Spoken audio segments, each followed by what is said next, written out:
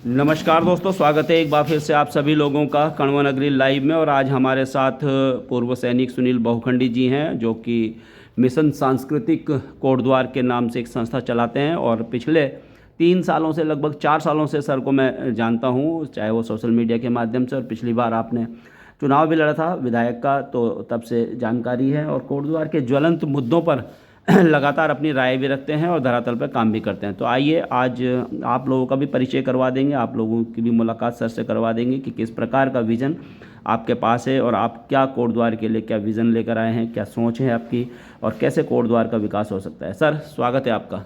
Thank you so much Praveen ji. आपके सभी दर्शकों को मेरा सादर नमस्कार। कैसे हैं सर? बढ़िया, धन्यवाद। तो सर, क्या चल रहा है इस समय?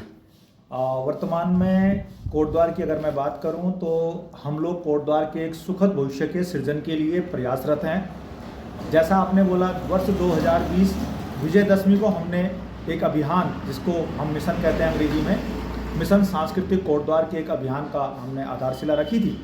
और इस अभियान के अंतर्गत हम कोटद्वार को अपने ऐसे नौनिहालों का एक शिक्षा, स्वास्थ्य, रोजगार के हब के तौर पे एक सांस्कृतिक नगरी, जैसा मैं अक्सर अपने उद्बोधन में कहता हूँ कि ये पूरा कोटद्वार वो क्षेत्र है जहाँ पर आध्यात्मिक, सांस्कृतिक और धार्मिक विधा का ये बड़ा केंद्र है। क्योंकि पूरे भारत को भारतवर्ष नाम देने वाला जो ये क्षेत्र है, यहाँ महर्षि कर्ण के आश्रम में चक्रवर्ती सम्राट जन्म लेते हैं।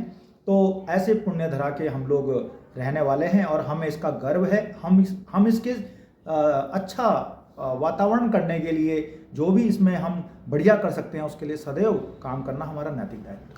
सर, जैसे आपने कहा राजा भरत की जन्मस्थली और ऋषि कण्व की ये तपस्थली है, और इसी जो यहाँ ये जो जगह है हमारी, जो कण्व नगरी है, इसी के नाम पर इस देश का नाम भारत भी पड़ा है, क्योंकि राजा भरत थे यहाँ पर। और वो भरत जिन्होंने बाल्यकाल में ही शेर के जो दांत हैं वो गिन लिए थे।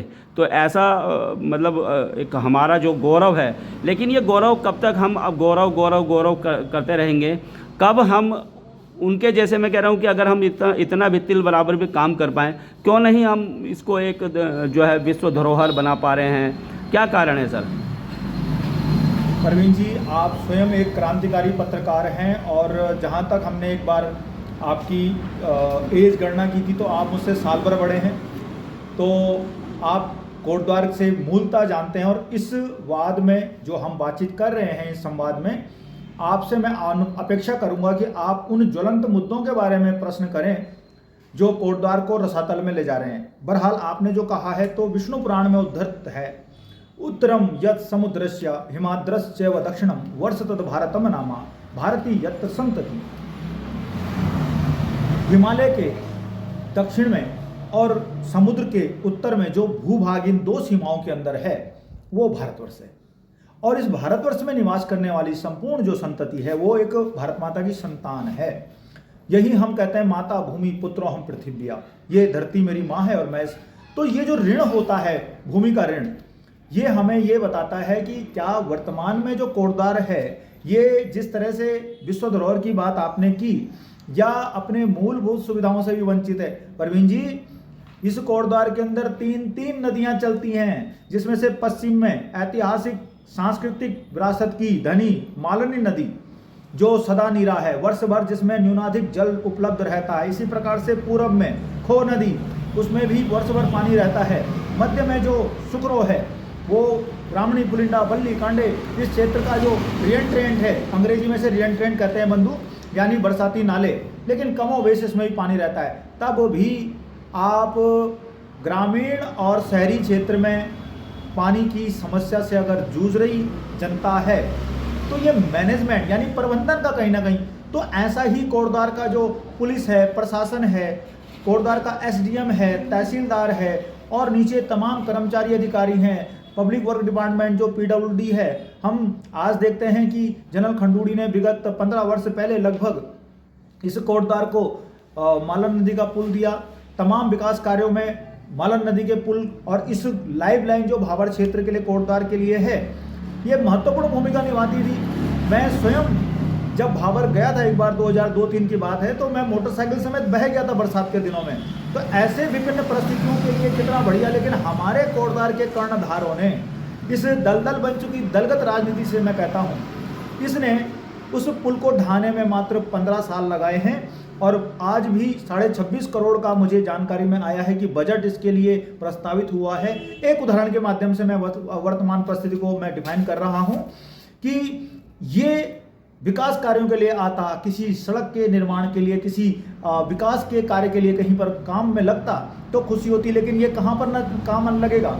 ये मालन पुल के द्वारा जो खनन माफियाओं ने, ठेकेदारों ने, राजनीति के अंदर चुनाव के दौरान पैसा डालने वाले लोगों ने जिस इस पुल को गिराने का काम किया, मतलब गवर्नमेंट नॉर्म्स को धता बताते हुए ये सब काम हुआ है, तो वो कोटद्वार अपने स्थान पे बंधु, फौज की भाषा में कहते हैं कदम ताल। तो कदम ताल की आउटपुट क्या होती है? नील बटा सन्नाटा।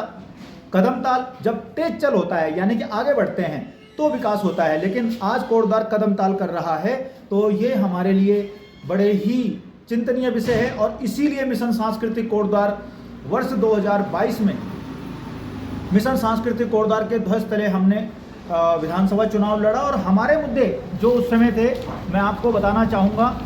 ये हमारा मैनिफेस्टो उस समय 21 सूत्रीय मैनिफेस्टो है बंधु, और ये हमारे लिए KRA है। KRA का मतलब होता है की रिजल्ट एरियाज, वो बिंदु जिनके माध्यम से हम कोटद्वार के आम जनमानस का आमूलचूल परिवर्तन कर सकते हैं। मैं आपको बताना चाहूँगा कि हमारा मानना यह है कि कोटद्वार को शिक्षा, स्वास्थ्य, रोजगार का हब उन लोगों के लिए बनाया जाना अपेक्षित है जो पहाड़ से पलायन होके शिक्षा, स्वास्थ्य, रोजगार की जरूरत में यहाँ पर पहुँचे हैं। लेकिन ये मौजूदा राजनीति आज 24 साल हो गए हैं उत्तराखंड के बने हुए, और कोटद्वार का जो ताना बाना है वो हम सबके सामने। मोटर नगर का बस अड्डे का खड्डा जो है हम सब पर तो नहीं, लेकिन कांग्रेस बीजेपी का बारी बारी से जो राज रहा है, इन सब के ऊपर मैं आज बहुत बड़ी विडंबना है, प्रश्न चिन्ह है, और मैं बर्बादी की ओर ज़्यादा नहीं जाता। मिशन सांस्कृतिक कोटद्वार समाधान है।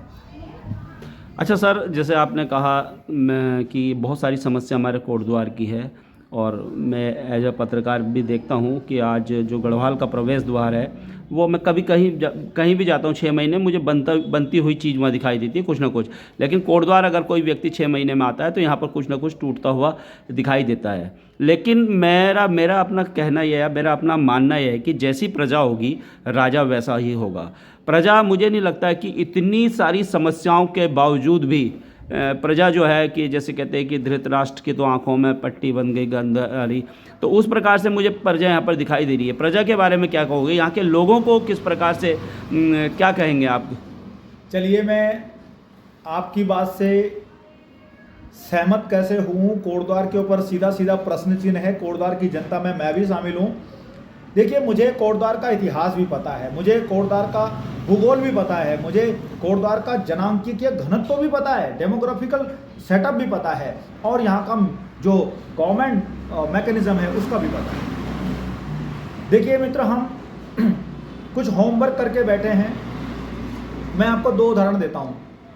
एक उदाहरण दूंगा 2007 से 2012 का।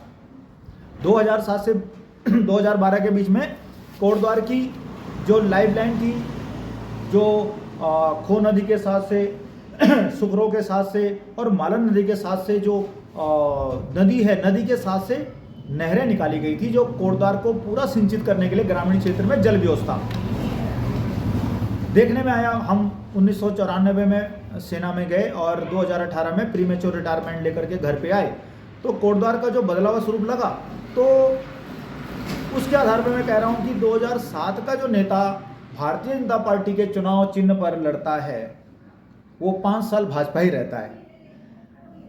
भाजपा मतलब राष्ट्रवाद, और उसके पश्चात 12 के बाद में वो सेकुलर हो जाता है। और कल तक आप उसकी जय जयकार कर रहे थे। मैं जनता जनार्दन आपके सवाल का जवाब दे रहा हूं, बाकी बातों पे बाद में आऊंगा। 2012 के बाद में वो सेकुलर होकर के कांग्रेसी हो जाते हैं और वो कांग्रेस के बैनर तले जिंदाबाद मुर्दाबाद। और कोटद्वार की जनता जिन्होंने उसको जो है अपने कंधे पे बिठाया और उनसे अपेक्षाएं करी, और उसके बाद में वो विधानसभा भी, तो कोटद्वार की जनता ठगी रह गई, ऐसा मुझे लगा। लेकिन 17 से और 22 के बीच में कांग्रेस से एक नेता आता है। आप सब लोग कोटद्वार की जनता जिंदाबाद जिंदाबाद, और उसके पश्चात में 5 साल कोटद्वार की तीनों नदियों का मां समान तीनों प्रवीण जी आप बताइए, हमारी संस्कृति के अंदर सभी जो मेले हैं, त्योहार हैं, वो नदियों के किनारे क्यों भरते हैं?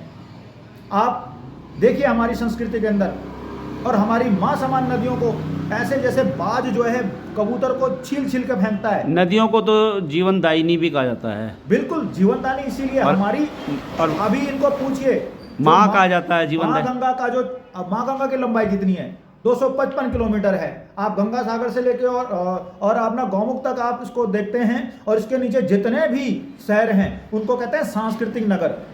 आज कोटद्वार जैसा सांस्कृतिक नगर ऐसे नेतृत्व के हाथों तबाह हुआ है, जिसका मुझे बड़ा ही आश्चर्य तो है ही है, दुख बहुत ज़्यादा है, क्योंकि मैं एक कोटद्वारी भाबरी हूँ। मैं अगर देश के किसी कोने में भी रहा, हम नॉर्थ ईस्ट में काम कर रहे थे सेना के अंदर, हम लोग जम्मू कश्मीर में थे, देश के अन्य अन्य हिस्सों में हम लोग गढ़वाल राइफल्स के जवान के तौर पे काम कर रहे थे, यहाँ तक कि हम अब्रॉड भी थे। जहाँ कोटद्वार का नाम आता था तो हमारा चेहरा बहुत खिल जाता था, और हमारा सीना भी कि हाँ कोटद्वार मेरा घर। लेकिन इस घर को बर्बाद करने वाले जो लोग हैं वो कोई बाहरी नहीं है, अपने हैं। ये अपने बच्चे हैं। इस कोटद्वार की जमीन से पैदा हुए, यहाँ के संसाधन से, अन्न जल मिट्टी से बन करके, और उसके बाद में वो जो करते हैं गलत काम। बताइए क्या क्या क्या क्या गलती है कोटद्वार की नदी किनारे रहने वाले ग्रामीण क्षेत्रों की? दूसरों से लड़ लेंगे, आप अपनों से कैसे लड़ोगे? अपनों से लड़ेंगे। देखिए मैं इसके लिए एक बात, सीधी बात करता हूं कि यदि आपका भाई आपके साथ में है और दोनों लड़ रहे हैं एक ही मोर्चे पे, हम फौजी हैं, एक ही बात जानते हैं, जब तक बंदूक की नाली दुश्मन की तरफ है और आप और मैं उसी मोर्चे पर लड़ रहे हैं, तो आप और मैं भाई हैं। आपने एक बार बंदूक मेरी तरफ कर दी तो मैं उससे पहले आपको मारूंगा, क्योंकि मुझे मातृभूमि को ही बचानी है, और मैं उसके लिए आपको पहले गोली मारूंगा। क्यों? क्योंकि आपने निष्ठा त्याग दी है। और आज के समय में यही कारण था जो महाभारत हुआ, वरना कौरव पांडवों की कोई वो नहीं थी, दोनों भाई भाई थे। विचारधारा का अंतर होता है, परसेप्शन। क्या परसेप्शन है आपका, आपका नजरिया क्या है, आप किस रूप में कोटद्वार देख रहे हो? मुझे कोटद्वार शिक्षा, स्वास्थ्य, रोजगार का हब नजर आता है। वो सारी सुविधाएं आप हमारे मैनिफेस्टो में जाकर देखिए, मिशन सांस्कृतिक कोटद्वार के कौन मैनिफेस्टो ला करके और विचारधारा के तौर पे लड़ता है, आप एक बार इसको पढ़िए। लेकिन मुझे लगता है कोटद्वार की अधिकांश जनता ने मिशन सांस्कृतिक कोटद्वार का नाम भी नहीं सुना, मैनिफेस्टो तो बहुत दूर की बात है। हम किस प्रकार का कोटद्वार चाहते हैं? सांस्कृतिक कोटद्वार चाहते हैं, जिसमें अपनी संस्कृति के तहत, और हमारी संस्कृति के अंग में राजनीति आती है सर, हमारी संस्कृति के अंग में अर्थतंत्र आता है, समाज तंत्र आता है, वो सभी विधाएं आती हैं जो समाज जीवन को, वो मिलकर के एक संस्कृति बनती है, संस्कार से संस्कृति बनती है। और हमारा संस्कार कहीं से भी ये नहीं है कि मेरा भाई गरीब रहे, अभावग्रस्त रहे। हमारे गाँव, आप कोटद्वार के ग्रामीण क्षेत्र की बात कर लीजिए, हर गाँव में एक टंकी, एक पीपल का पेड़ हर गांव में उपलब्ध था, और पूरे गांव को सिंचाई के लिए नहरों से जोड़ने वाले हमारे फोरफादर्स, हमारे गुणी जो पूर्वज थे। और ऐसे ही नहीं, ये जो कोटद्वार का व्यापारी मंडी है प्रवीण जी, मैं बताता हूं आपको कि क्यों मेरा गांव पड़ता है इस रामनी पुलिंडा। ये हमारा जो है चौकी घाट का रास्ता जो था कर्णाश्रम से निकलने वाला, ये सीधे हमारे महागढ़ पूरे क्षेत्र को, किमसार पूरे क्षेत्र को लिंकअप करता है। हम लोग रोड मार्ग से, सड़क मार्ग से नहीं आते थे।